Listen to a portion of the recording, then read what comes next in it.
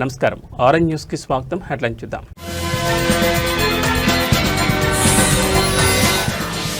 Jubilee hills ఉప ఎన్నిక Congress party అభ్యర్థిగా నవీన్ యాదవ్ పేరు ఖరారు.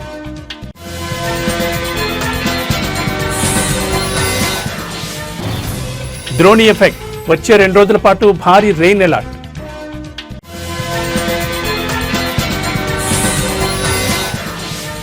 విజయవాడ హైదరాబాద్ హైవే విస్తరణ కిలోమీటర్కు 45 కోట్ల అంచనా.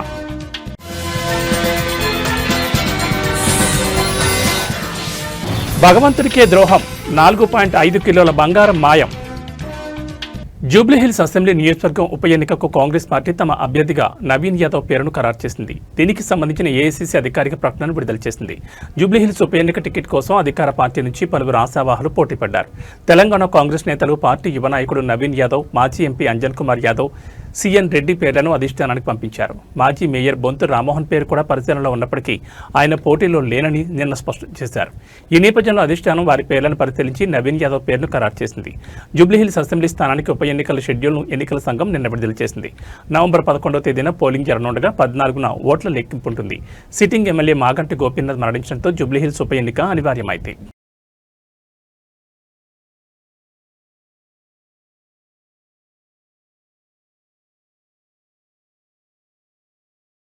వర్షాలు తెలుగు రాష్ట్రాలను వేడట్లేదు. ద్రోణి ప్రభావంతో 2 తెలుగు రాష్ట్రాల్లో వచ్చే 3 రోజుల పాటు తేలికపాటి నుంచి భారీ వర్షాలు కురుస్తాయని వాతావరణ శాఖ తెలిపింది.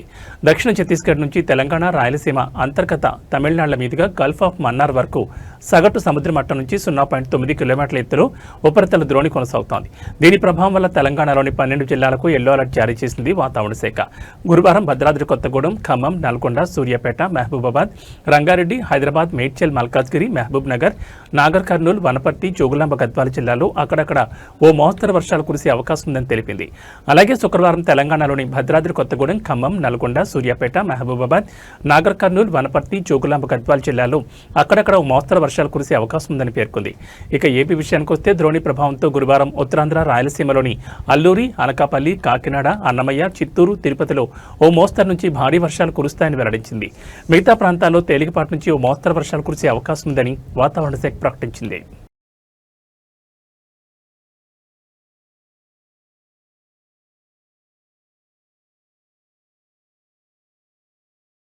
2 తెలుగు రాష్ట్రాల మధ్య అత్యంత కీలకమైన హైదరాబాద్ విజయవాడ జాతీయ రహదారి 6 వరుసల విస్తరణ పనులు ఊపందుకున్నాయి. ఈ ప్రాజెక్టుకు సంబంధించిన సమగ్ర ప్రాజెక్టు నివేదికను నవంబర్ 1 లేదా 2వ వారంలోగా పూర్తి చేయాలని అధికారులు లక్ష్యంగా పెట్టుకున్నారు.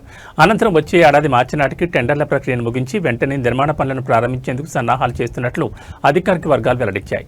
తెలంగాణలోని దండు మల్కాపూర్ సమీపంలోని ఆందోల్ మైసమ్మ ఆలయం నుంచి ఆంధ్రప్రదేశ్లోని విజయవాడ కనకదుర్గమ్మ గుడి వరకు మొత్తం 231.32 కిలోమీటర్ల మేర ఈ రహదారిని విస్తరించనున్నారు. ఈ భారీ ప్రాజెక్టు కోసం మొత్తం 10,391.53 కోట్లు అవసరమవుతాయని ప్రాథమికంగా అంచనా వేశారు. ఇందులో నిర్మాణ పనులకు 6,775.47 కోట్లు, భూసేకరణ వంటి ఇతర అవసరాలకు 3,616.06 కోట్లు కేటాయించారు. దీని ప్రకారం కిలోమీటర్ నిర్మాణానికి సగటున 44.92 కోట్లు ఖర్చు చేయనున్నారు.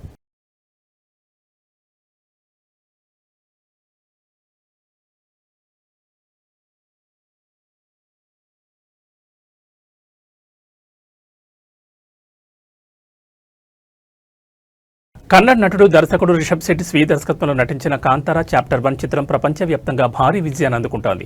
ఈ సినిమాకు ప్రేక్షకుల నుంచి అద్భుతమైన స్పందన వస్తున్న వేళ రిషబ్ శెట్టి తన అభిమానులకు ఒక ముఖ్యమైన విజ్ఞప్తి చేశారు. థియేటర్లకు దైవ వేషధారణలో రావద్దని ఆయన కోరారు. కాంతారా సినిమా చూసేందుకు కొందరు ఉత్సాహవంతులైన అభిమానులు చిత్రంలోని దైవం తరహా వేషధారణతో థియేటర్లకు వస్తున్నారు. ఈ విషయం రిషబ్ శెట్టి దృష్టికి వెళ్లడంతో ఆయన స్పందించారు. దైవ వేషధారణ అనేది తమ సంప్రదాయంలో అత్యంత పవిత్రమైందని, దానికి ఎంతో ఆధ్యాత్మిక ప్రాముఖ్యత ఉందని ఆయన గుర్తు చేశారు. ఈ విషయం ఆయన మాట్లాడుతూ దైవ వేషధారణ మన సంప్రదాయంలో చాలా పవిత్రమైన అంశం. దానికి సంబంధించిన భక్తిని, ఆధ్యాత్మికతను మనం అందరం గౌరవించాలి. సినిమా థియేటర్లకు దైవ వేషాలతో రావడం ఆ సంప్రదాయాన్ని వక్రీకరించినట్లు అవుతుంది. దయచేసి అలాంటి పనులు చేయకండి. మనం ఆ పుణ్యాన్ని, పవిత్రతను కాపాడుకోవాలని అభిమానులను అభ్యర్థించారు. కాంతారా సినిమా కథ కూడా సంప్రదాయాలు, నమ్మకాల చుట్టూనే తిరుగుతుందని, కాబట్టి అభిమానులు ఈ విషయాన్ని అర్థం చేసుకుని తన విజ్ఞప్తిని గౌరవించాలని ఆయన కోరారు. ప్రస్తుతం రిషబ్ శెట్టి చేసిన ఈ వ్యాఖ్యలు సోషల్ మీడియాలో వైరల్ అవుతున్నాయి. ఆయన అభిప్రాయాన్ని పలువురు అభిమానులు, నెటిజన్లు సమర్థిస్తూ సంప్రదాయాన్ని గౌరవించాలని ఆయన ఆలోచనను ప్రశంసిస్తున్నారు.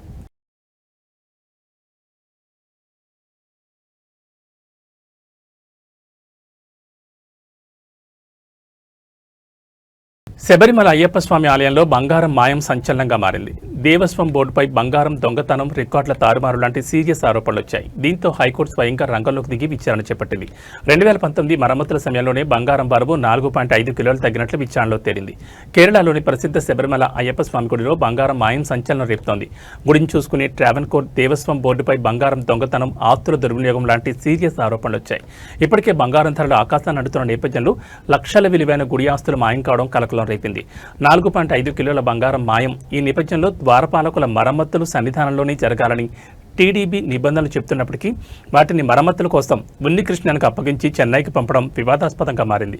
2019లో వస్తువులను అందుకున్న ఉన్నికృష్ణన్ వాటిని మరమ్మతు సంస్థకు పంపడానికి ముందే ఒక నెల రోజులు తన వద్దే ఉంచుకుని చెన్నై, బెంగళూరులో నిధుల సేకరణ కార్యక్రమాలు నిర్వహించారు. ఈ కార్యక్రమాల్లో నటుడు జయరాం కూడా పాల్గొన్నారు. 2019లో మరమ్మతు తర్వాత తిరిగి వచ్చిన వస్తువులు బరువులో ఏకంగా 4.5 కిలోల బరువు తగ్గింది. కానీ బోర్డు దీన్ని పట్టించుకోలేదు. 2023లోనూ బంగారం పోత మరమ్మతు బాధ్యతను ఉన్నికృష్ణన్ పొట్టి అనే వ్యాపారవేత్త అప్పగించారు.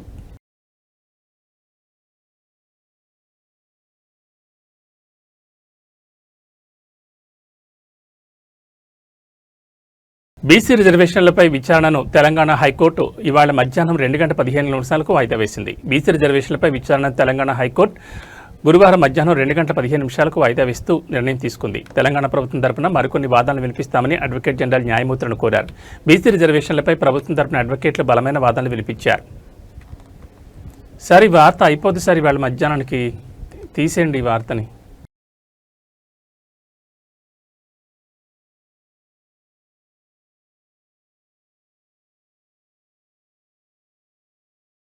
రాను కిందకి దిగిరాను అంటోంది బంగారం. గడిచిన నెల రోజులుగా గమనించినట్లయితే గోల్డ్ రేట్స్ విపరీతంగా పెరిగిపోతున్నాయి. నిన్నటితో పోలిస్తే ఇవాళ కూడా పసిడి బంగారం ధర భారీగా పెరిగింది. బంగారం ధర పెరగడానికి ప్రధాన కారణం అంతర్జాతీయ మార్కెట్లో ఉన్న పరిస్థితులే.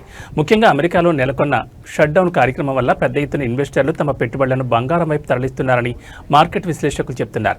తాజాగా శనివారం ఉదయం మార్కెట్ ప్రారంభ సమయానికి బంగారం ధర మళ్లీ పెరిగింది. ప్రస్తుతం తులం బంగారం అక్టోబర్ 4 ఉదయం 10 గంటల తర్వాత బంగారం ధర భారీగా పెరిగింది. 24 క్యారెట్ల బంగారం ధర గ్రాముపై 87 రూపాయలు పెరిగింది. దీంతో పసిడి ధర 10 గ్రాములు 1,19,400కు చేరింది. కాగా నిన్న 24 క్యారెట్ల 10 గ్రాముల బంగారం ధర 1,18,530గా ఉంది. అదే 22 క్యారెట్ల బంగారం ధర 10 గ్రాములు 1,09,450లకు చేరింది.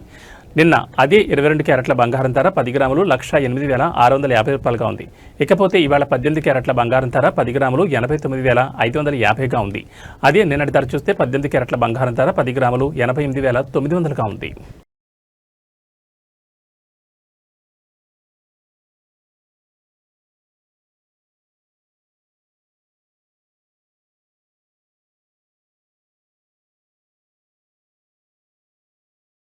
ఆంధ్రప్రదేశ్ రాష్ట్ర ప్రభుత్వం మరో కీలక నిర్ణయం తీసుకుంది. అనాథలు, నిరాశ్రయులు, వృద్ధుల కోసం అమలు చేసే అమృత ఆరోగ్య పథకం విస్తరించాలని నిర్ణయించింది. ఈ మేరకు రాష్ట్ర ప్రభుత్వం కీలక ఆదేశాలు జారీ చేసింది. ప్రస్తుతం రాష్ట్ర వ్యాప్తంగా 2,812 మందికి అమృత ఆరోగ్య పథకం వర్తింపజేస్తోంది. ఆంధ్రప్రదేశ్ రాష్ట్ర ప్రభుత్వం మరో కీలక నిర్ణయం తీసుకుంది. అనాథలు, నిరాశ్రయులు, వృద్ధుల కోసం అమలు చేసే అమృత ఆరోగ్య పథకం విస్తరించాలని నిర్ణయించింది. ఈ మేరకు రాష్ట్ర ప్రభుత్వం కీలక ఆదేశాలైతే జారీ చేసింది. ప్రస్తుతం రాష్ట్ర వ్యాప్తంగా 2,812 మందికి అమృత ఆరోగ్య పథకం వర్తింపజేస్తోంది. అదనంగా 1,113 మంది అనాథలు, నిరాశ్రయులు, వృద్ధులకు అమృత ఆరోగ్య పథకం వర్తింపు చేయాలని రాష్ట్ర ప్రభుత్వం ఉత్తర్వుల్లో పేర్కొంది. ఈ మేరకు రాష్ట్ర వైద్య ఆరోగ్య కార్యదర్శి సౌరభ్ గౌర్ ఉత్తర్వులు జారీ చేశారు. తదుపరి చర్యలు తీసుకోవాలని ఎన్టీఆర్ వైద్య సేవ ట్రస్ట్ సీఈఓకు సూచించారు.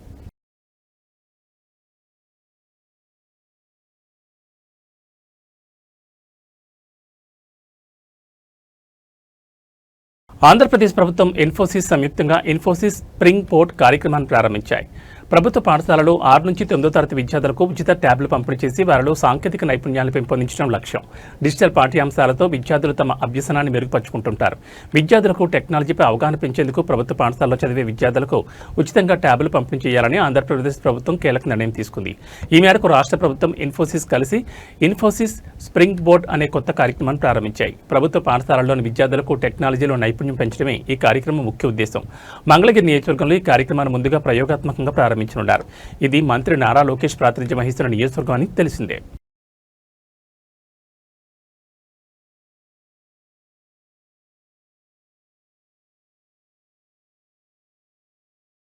పాకిస్తాన్ ఆర్థిక వ్యవస్థ తీవ్ర సంక్షోభంలో కూరుకుపోయిందని, ఆ దేశం దుర్భర దారిద్ర్యంలో కొట్టుమిట్టాడుతోందని ప్రపంచ బ్యాంక్ వెల్లడించింది. అంతర్జాతీయ ద్రవ్యనిధి వంటి సంస్థల నుంచి భారీగా రుణాలు తీసుకుంటున్నా దేశంలో పేదరికం తగ్గకపోగా మరింత తీవ్రమవుతోందని తీవ్ర ఆందోళన వ్యక్తం చేసింది. దేశంలో అమలవుతున్న ఆర్థిక వృద్ధి నమూనా పూర్తిగా విఫలమైందని, పేదల జీవితాలను మెరుగుపరచడంలో ఘోరంగా విఫలమైందని స్పష్టం చేసింది. ఈ మేరకు reclaiming momentum towards prosperity, Pakistan's poverty, equity and resilience assessment పేరుతో సెప్టెంబర్ 23న విడుదల చేసిన నివేదికలో కీలక విషయాలు వెల్లడించింది. ఈ నివేదిక ప్రకారం పాకిస్తాన్లో పేదరికం హెడ్ కౌంట్ నిష్పత్తి గత 8 సంవత్సరాల్లో ఎన్నడూ లేనంత గరిష్ట స్థాయికి అంటే 25.3% చేరింది. కేవలం 2023 నుంచి చూస్తేనే ఇది 7% పెరుగుదల కావడం పరిస్థితి తీవ్రతకు అద్దం పడుతోంది. ఒకప్పుడు పాకిస్తాన్ పేదరిక నిర్మూలనలో గణనీయమైన పురోగతి సాధించింది. 2001లో 64.3%గా ఉన్న పేదరికాన్ని 2018 నాటికి 21.9%కి తగ్గించగలిగింది. 2015 వరకు ఏటా 3% చొప్పున పేదరికం తగ్గుముఖం పట్టినా ఆ తర్వాత దాని వేగం సంవత్సరానికి 1% కంటే తక్కువకు పడిపోయింది. అయితే ప్రభుత్వాల విధానాలు, వరుస సంక్షోభాల కారణంగా కష్టపడి సాధించిన ఈ ప్రగతి పూర్తిగా తలకిందులైందని ప్రపంచ బ్యాంక్ తన నివేదికలో పేర్కొంది.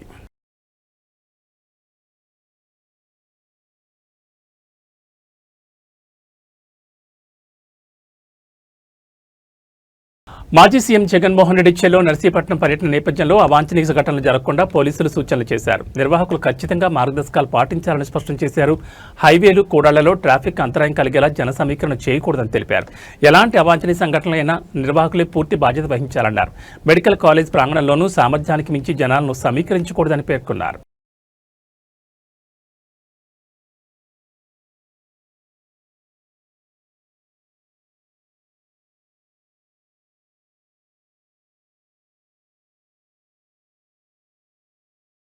ఈ బులెటిన్ విశేషాలు మరో బులెటిన్లో మళ్ళీ కలుసుకుందాం. నమస్కారం.